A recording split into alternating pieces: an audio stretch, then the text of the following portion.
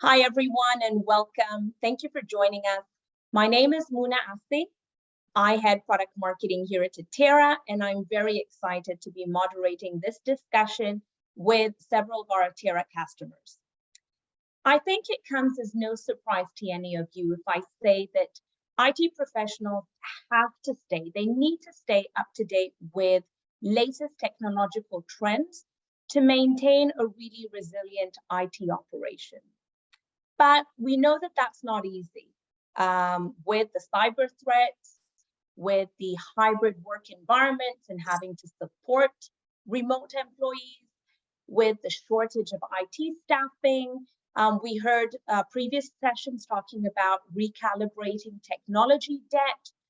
We know that during the pandemic, a lot of companies had to make all kinds of rash decisions that may have resulted in quick fixes over really implementing a full-scale solution. And now a lot of IT have to deal with those ramifications, talking about, the restricted budgets and, all of those challenges. I'm sure that a lot of you are experiencing, but we also know that with challenges also come opportunities for growth, opportunities for development. And this is exactly what we're here to talk about. And I'm very happy to welcome a panel of our Atera customers who'll be sharing a lot of their experiences, their tactics, their perspectives on some of these key challenges. And then, they'll be telling us exactly what they're doing in order to overcome these challenges. So let's dive right in and explore how these innovators that we have today are forging ahead in this dynamic and rapidly changing marketplace. So without further ado, I'm very happy to introduce our guests. Welcome, gentlemen. Thank you for joining me today. Good to be here. Nice to see you. Thank you. Thank you for having us. Of course. Today with us is Craig Sharp. Craig is the managing director and the driving force behind Midland's UK-based MSP Abussi. The company was founded by Craig. Hi, Craig. Please tell us about yourself and about Abussi. Hi, yeah, the company was started back in the mid-90s, Abussi, which is actually my wife's middle name, which she doesn't use anymore, although she claims some sort of weird shareholding in the business because of that fact. But anyway, look, we'll just leave it there. Started off as a training type of provider in the 90s when there was a great opportunity to still provide training for IT when it wasn't the sort of skill that people had, and they were coming out of, I have to be honest, days where people used typewriters and there was still secretarial pool. So that shows how old I am. And then the business developed over a period of time.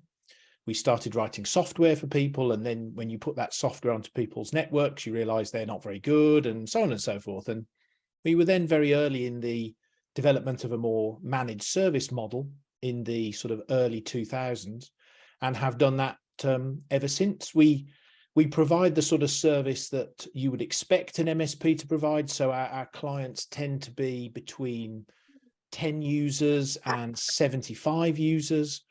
They don't have an in-house IT manager or IT professional. We provide that service as a remote and on-site service within the UK. We have grown to include some of our UK companies that have offshore businesses in the Middle East. We've taken those on board as well, which we only provide remote support to. But overall, we are managing all aspects of that company's IT, from infrastructure, internet connectivity, security, hardware, networking, and training on issues of cyber and things of that nature. So that's Abussi. Thank you, Craig. I'm also happy to welcome Carlos Hernadez, who's the Vice President of IT at Atlantic Coast Automotive out of Miami Lakes, Florida. Carlos brings more than 20 years of experience in the industry, and he's responsible for the strategic decision and direction of the company's information systems. Hello, Carlos. Welcome. Please tell us about yourself and about Atlantic Coast Automotive. Thank you, Muna, for having us. As Muna said, my name is Carlos Hernandez. I've been with Atlantic Coast Automotive for the last 16 years, but I've been in the automotive space for the last 21 years almost now.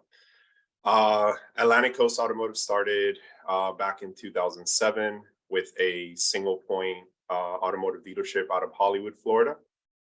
And since 2007 has grown into what it is today, which is 52 automotive dealerships plus some additional body shop businesses, parts warehouse businesses. And we have dealerships in mostly the eastern part of the US, New York, Virginia, Maryland, Pennsylvania, and our flagship is in Florida. We have also faced some of the challenges that Craig had specified with growth and technology, as well as cybersecurity threats and risks. And our department over the last, I would say, over the last 7 years has really matured in the sense of what we bring to the table for overall security and endpoint management to all of our employees, which is roughly about 3,500. So we just talked about the rapidly evolving technology landscape, and we understand that this can be a real challenge for IT leaders. Doesn't matter whether it's MSPs or IT leaders in corporate IT, you have to strategize to keep up with these changes.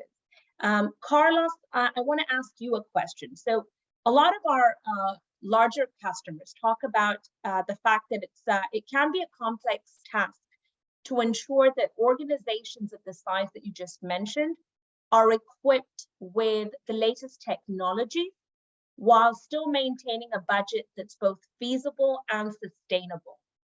As an IT leader, how are you strategizing to keep up with these changes, given the many dealerships that you just talked about and having to support those? Okay. I think that I'm incredibly fortunate to work for an organization that can appreciate tech and how it can solve common challenges. That's not to say that we don't have a budget or challenges with our budget, but in my position, I come across software and SaaS solutions that are typically not in the budget, but we build a business case on that. How can it solve it? What can it do? And we align ourselves with vendors that allow us to do either a proof of concept or a trial so that we can really test and figure out if this solution fits our needs before putting a lot of money into it. On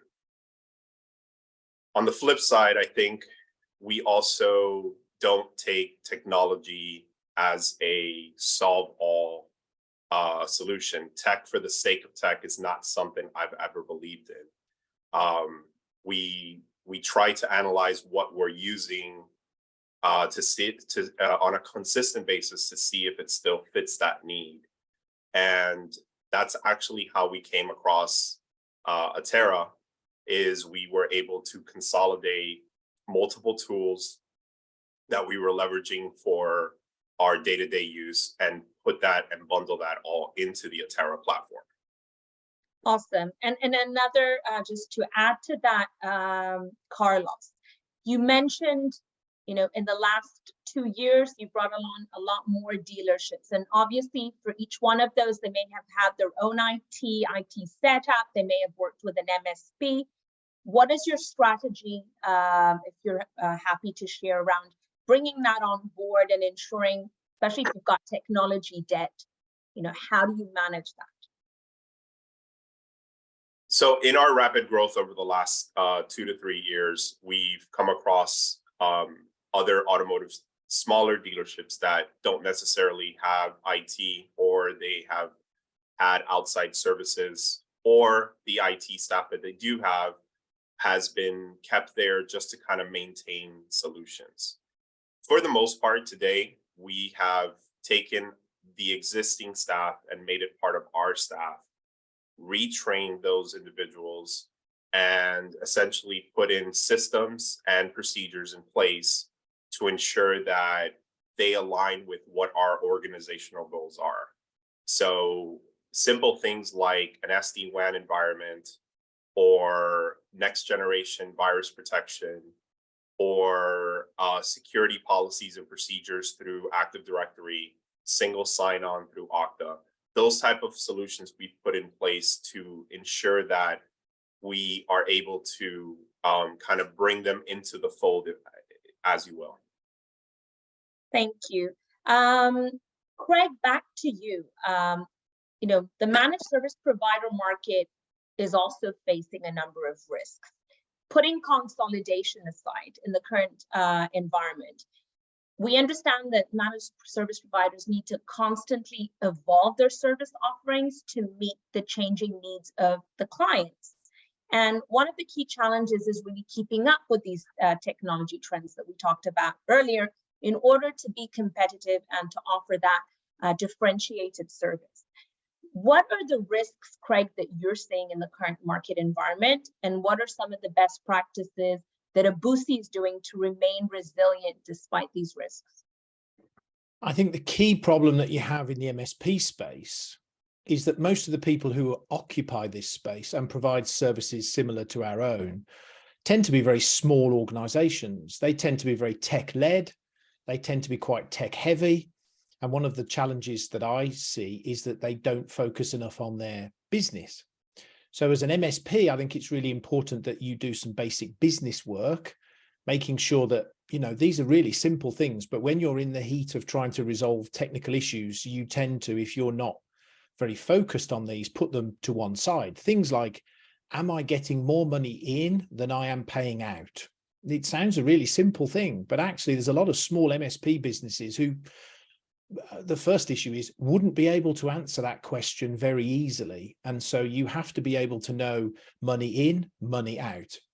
I always carry out a quarterly review to make sure we're not paying for things we don't need anymore. And that allows us to have budget to pay for things that we do. And that then feeds into your comment about what are we doing to deal with the challenges? Well, build up some sort of war chest, as I would call it, some sort of pot of money that allows you to deal with any sort of challenges. And also make sure that you constantly review the type of services that you're providing, because if you're not careful, you can reach a point quite quickly that, well, we've always provided security product X, we've always used firewall Y, we've always provided software Z, and those products become stale, they become non-current, they don't do the job that they were designed to fulfill. So I think in summary, make sure that you as an MSP do focus on the technical elements of your business, but don't neglect the business side of your business. So to add to that, Craig, now that you mentioned focus on the business side elements, to focus, you need data. Data is the key to insights. And, in order to improve and to know what to focus on, in order to improve, you have to measure. How are you measuring performance? Be it performance of, as you just said, the budgets and the things you need, be it customer satisfaction, being where do you stand as an organization? What data do you have at hand, and how are you measuring this success? I think from a very top level, the type of measurement that we make is financial measurement. So we have an external accountancy company who provides us with, firstly, weekly cash flow information. That's really important, because if the cash and the money in and out of the business is starting to become a problem, you need to know about it quickly. If you just wait for the year for your accountant to come up with the information, you don't have enough time to deal with the outcome that you then find quite late. So we have weekly financial information. We have quarterly management accounts, which gives us a more granular view of each element of the business. We also monitor using Atera. We monitor our ticket responses, because I think one of the things that really differentiates from other MSPs is how well you deal with clients' issues, how well you're managing them, how quickly you take a ticket and lead it through to resolution.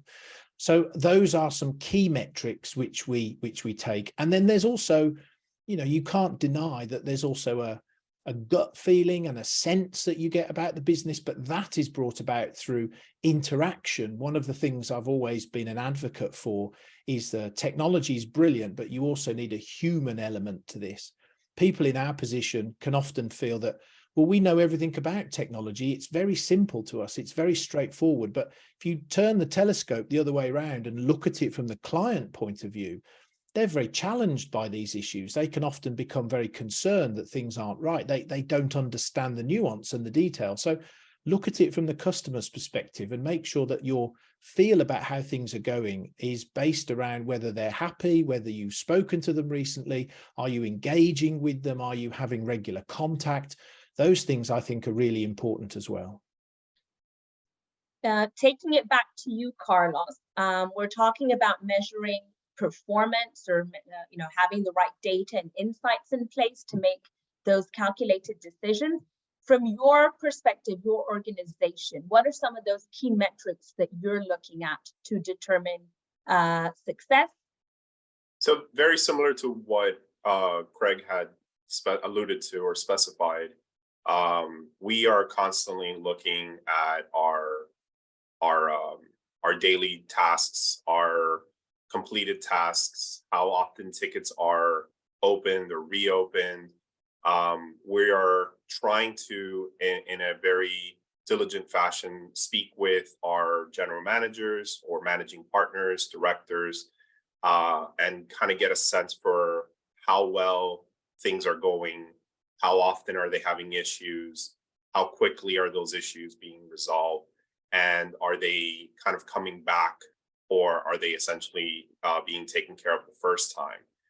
It is a challenge to be able to get some of that, just because, again, to Craig's point, sometimes they don't understand technology or they don't understand what's happening.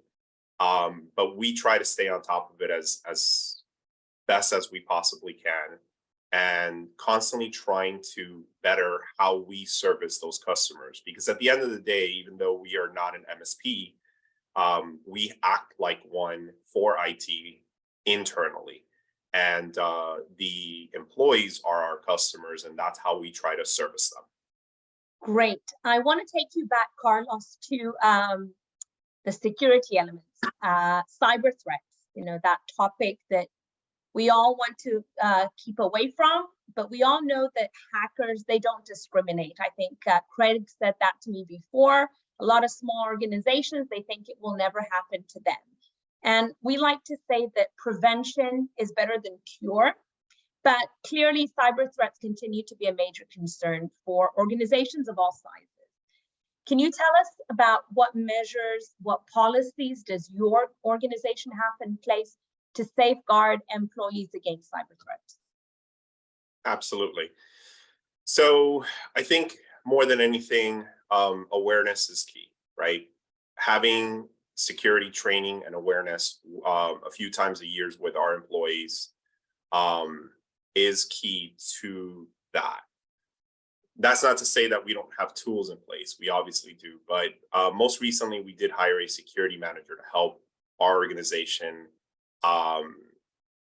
both from internal and external threats. His role requires him to do constant system check, pen testing, email impersonation testing, as well as leverage the products that we use to help protect us. We have Zscaler for content filtering, Mimecast for our email protection, CrowdStrike for our endpoint, Okta as a single sign-on and multi-factor authenticator, and Delinea for secret server and privilege access management. Not to mention Carbonite for our backup, and now Atera for RMM and patch management. Because we now have to adhere to the FTC safeguard ruling, it's not only important to protect our employees from internal or external threats, but also our customer data. Yeah, and now that you mentioned customer data, I think back to you, Craig. Clearly, you have to work with a diverse range of clients, some that understand the value of things like backup, some that understand the value of potential cyber threats. but how is Abussi prepping to effectively support your clients? I mean, it's a multi-phased approach. Much of what Carlos has said is absolutely true. And it's interesting that Carlos led with the point about education, because I think it's really important that people understand that there is no technological silver bullet to solve this problem. Frankly, if there was, we'd all have bought it by now and we wouldn't be talking about the problem. So, you know, that really kind of answers itself. I think education is really important. Many people might remember Donald Rumsfeld, the American Defense Secretary, who talked about known knowns and unknown knowns. That there's a category in there that most clients fit into, which is unknown unknowns. They don't know what they don't know. And so it's your role to actually educate people and explain things. Now, I have a slightly different tack on this. And I think, Muna, you and I have spoken about this before, which is I bring certain security services into what we classify as a cost that we will bear personally to resolve issues, because it's a hard conversation to have with a customer to explain something that they don't understand. If you present a security solution to somebody that you think is really important and kind of basic, and they say no, what are you going to do? Because you know they're still at risk. So there are a small number of things that we will do for our clients that we will implement, that we will take on board as a cost, because we know that the client kind of assumes that we're doing that anyway, and that it protects us as much as it does the client from any unnecessary security risks. The rest then comes down to continued education, monitoring, making sure that the client has all of the information presented to them to explain why things are important, why those costs are being met, and to review them on an annual basis to make sure that nothing has been missed. So the security side of things is really important, and it will differ from customer to customer. For us, if you take one of our larger clients, which is one that has 3 sites within the UK and global representation in the Middle East and in the Far East, their level of security requirement will, of course, be very different from a company that we have in the Midlands of the UK, who is a 20-user estate agent or realtor, as you would say in the States. And so one has to also balance those two very different templates for security management across not just different customers in terms of the vertical that they service, but also the different scale of the client in question. I want to speak to that point, as you said, skill set, scale, and just before we talk about what is that real tipping point of growth, whether it's growth of the IT team or growth of the sales team to help you support the business growth, I want to focus a little bit around having skilled IT employees. And forgive me if I say skilled, because we're talking about these diverse changes in technology. We're talking about cyber threats. We're talking about staying up to date.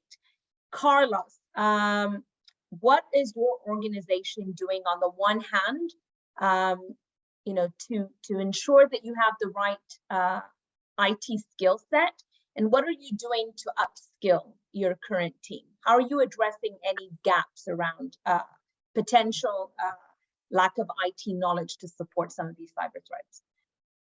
So I don't think we have a one-size-fits-all response to this. I think we've had luck with our staff that we have today, but I'm of the mindset of essentially hiring employees with very little skill set or no skill set, because those employees typically have the desire to learn and grow, and they're willing to kind of mold into what we're looking for.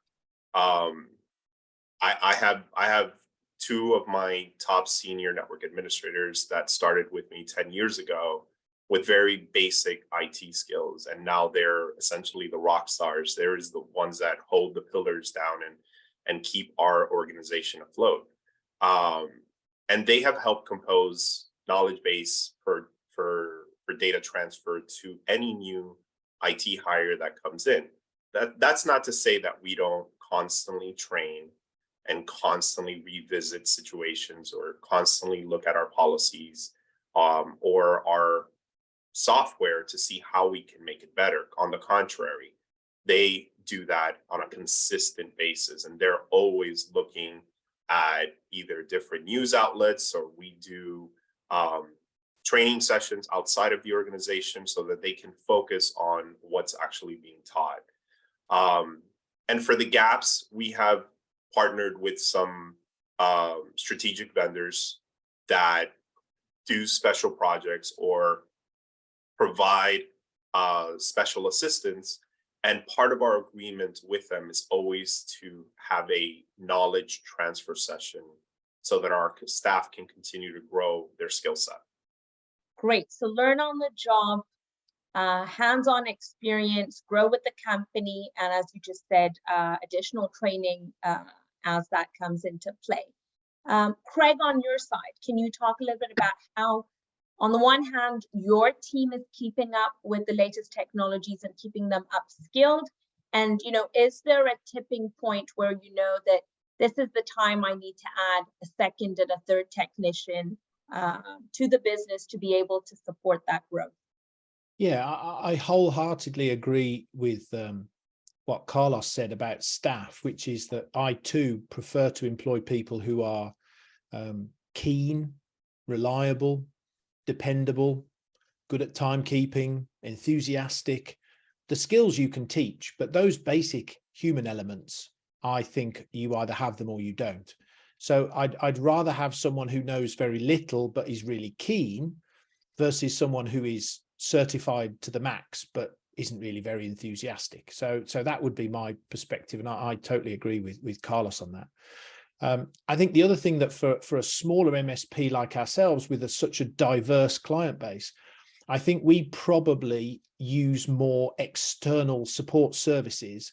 And if we need a particular skill set, we will look to see whether, firstly, that is a service or skill that we need to deploy across our entire client base.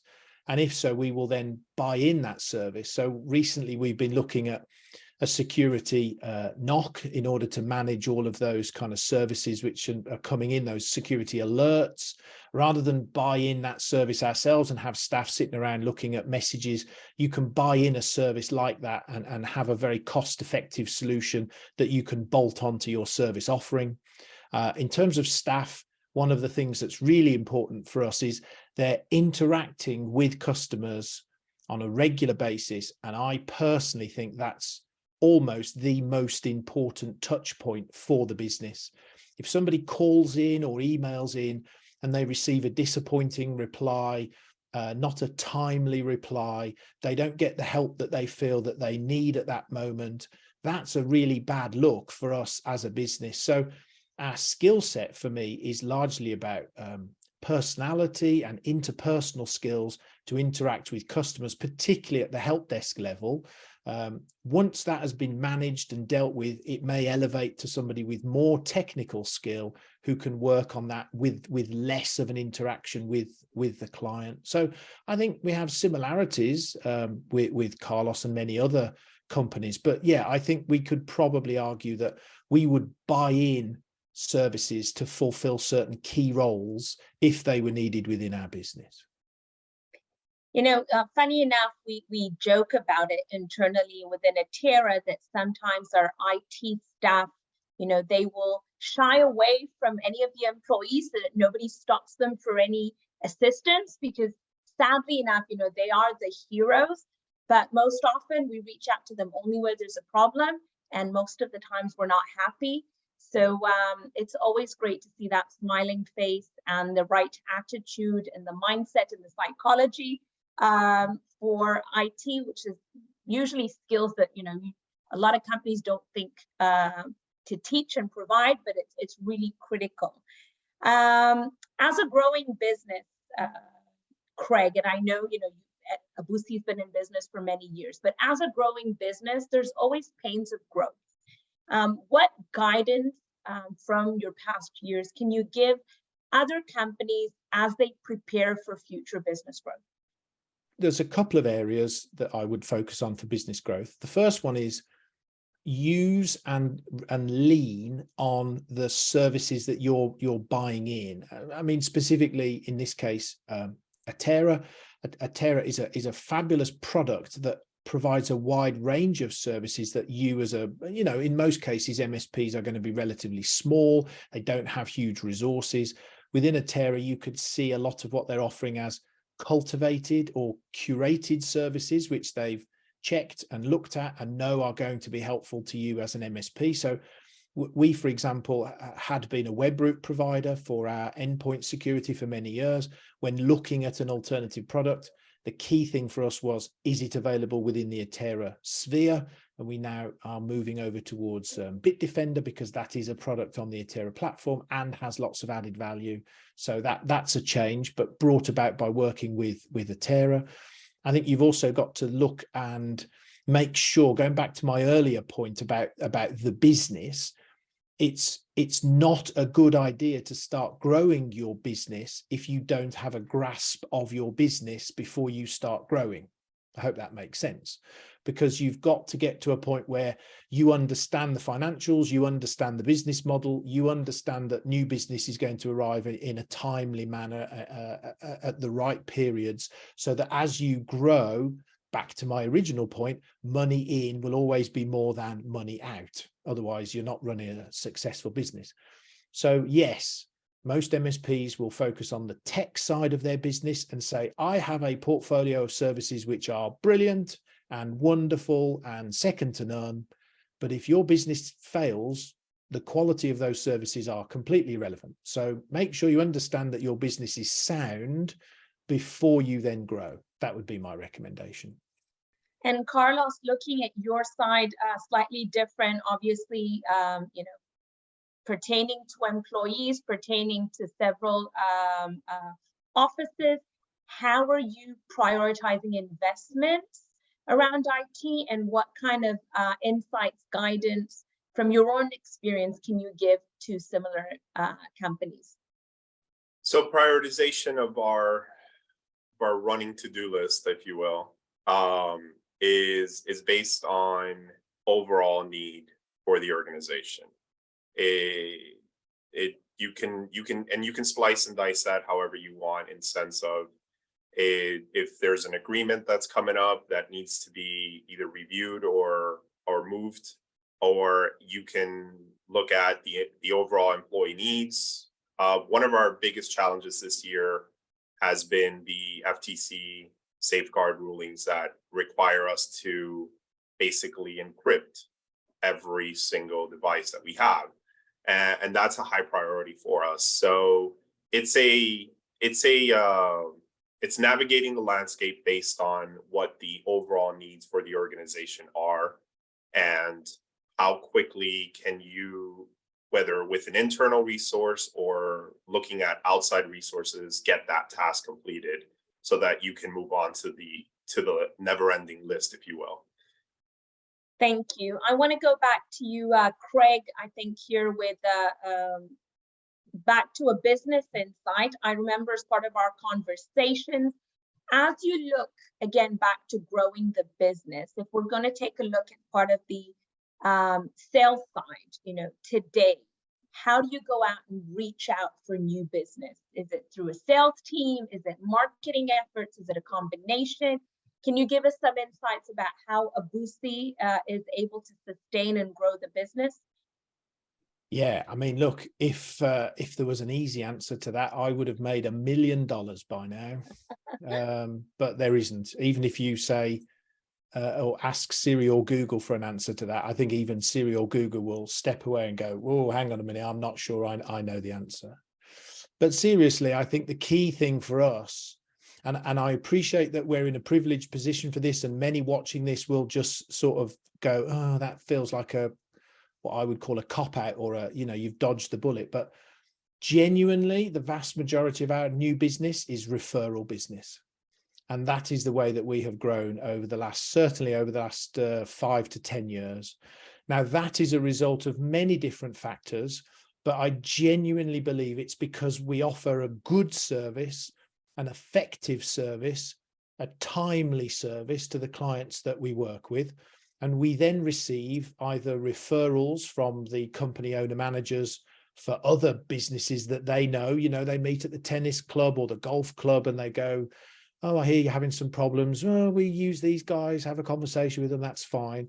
We're talking to a customer at the moment that we did a survey for yesterday who was introduced to us by a long-standing client, had heard that they'd had some problems and said, why don't you try these guys, Abussi, they're great.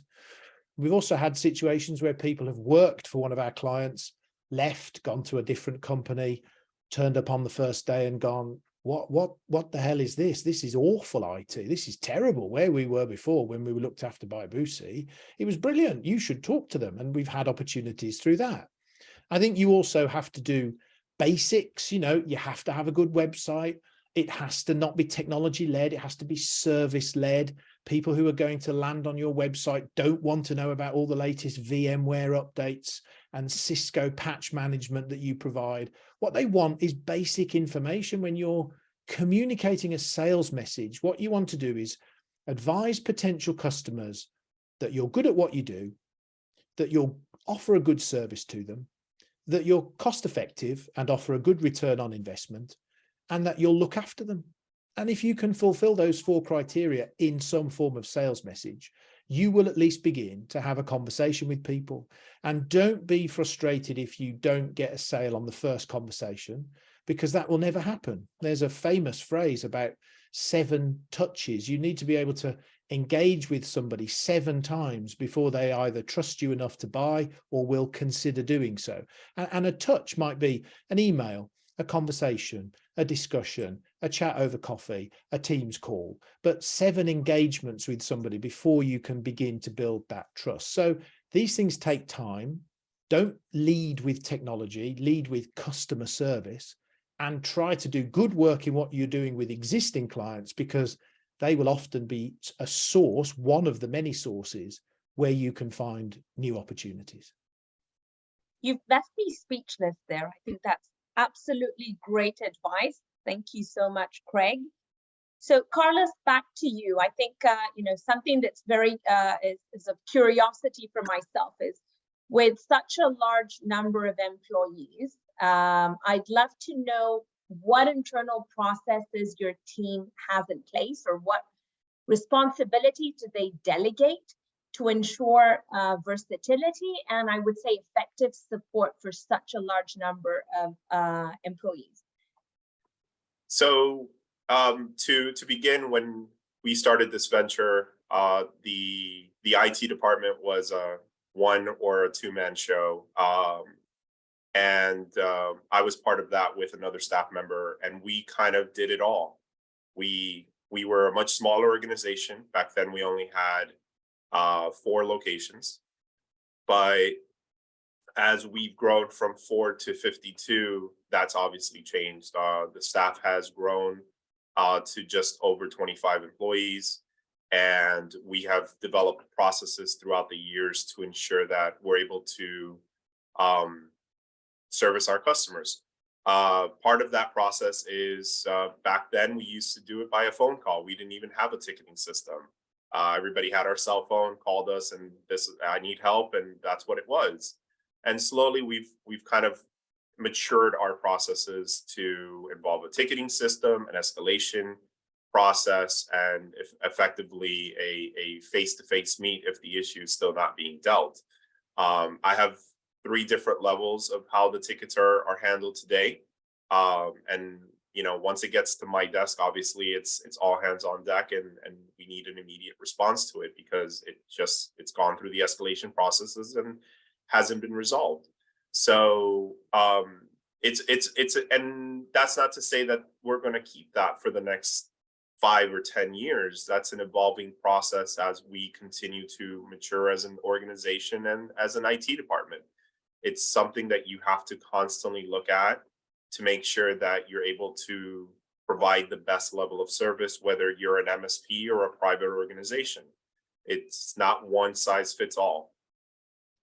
So I think that, you know, from what I've heard in this conversation, what I've taken is that, you know, yes, in conclusion, managing the evolving technology landscape can be a challenge, But with the right strategies in place, which include continuous learning and development, as you said, prioritizing those investments, if we address the skills gap issue, building a strong relationship with clients, Craig, you said, measuring performance, and obviously prioritizing those investments, you as IT leaders can stay ahead of the curve. You can deliver exceptional service to your organization and to your clients. I think that's my key takeaway from this conversation. Any final statements, gentlemen, before we wrap this up? I think Carlos and I are obviously operating slightly different spheres. For me, I think one of the things I would finally add to those MSPs looking to grow is standardize or attempt to standardize. Carlos quite rightly said there is no one size to fit all, but if you're providing a range of IT services to businesses that broadly fit in a similar sort of scale, then try to standardize, because that will then help you on your growth trajectory. If you are trying to roll out firewalls, roll out endpoint security, provide support to end users, if you've got the same firewall, if you have the same endpoint security, if you use the same brand of hardware, those rollout processes and management processes are made simple, because each of the techs looking after those clients are not having to relearn 3 or 4 different models of this or brand of the other. So standardization, I think, is really important, but do try to look at your service from the opposite end of the telescope from where you sit. Look at it from the customer point of view and understand that to them, this is witchcraft. They have no idea how this works. It's like people who go and have their car repaired, if we use an automotive example.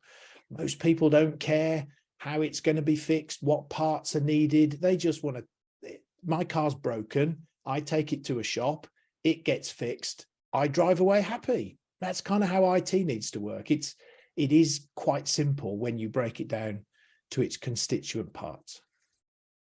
Kind of leading off with Craig, I think my best phrase for it is KISS, right? Keep it simple. It's all about service. It's about providing service. Again, whether you're an MSP or you're a private organization with an internal IT department, you got to provide service. You got to look at the basics.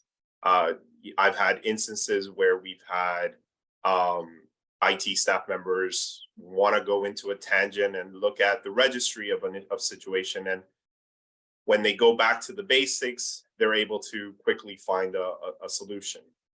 It's about speaking with the staff or your customers. Don't be afraid to have that one-on-one engagement. Don't be afraid to have that conversation. Don't be afraid to just show up and have a discussion with them. Sometimes building that trust and that relationship is really what you need to kind of move on to the next step. So it's not about all tech. And again, I go back to the phrase I used earlier today. Tech for the sake of tech is not the solution, but it's tech when it has a business need and there's a return on the investment and it's practical and can be properly managed. That's when it makes sense to move forward with it. Sometimes the simplest things are the hardest things, and the hardest things are the simplest things. Keep it simple, prioritize customer satisfaction. I love that. Craig, Carlos, thank you so much for this informative session and for joining me today. You're welcome. Really enjoyed it. Thank you so much. Thank you for having me. Thank you. And for all of you, thank you for joining our session. I now invite you to take a virtual tour in our sponsor booth. Please check out our featured sponsors. You're welcome to join a demo, ask anything in the live chat in each of the booths, and we'll see you after. Thank you and goodbye.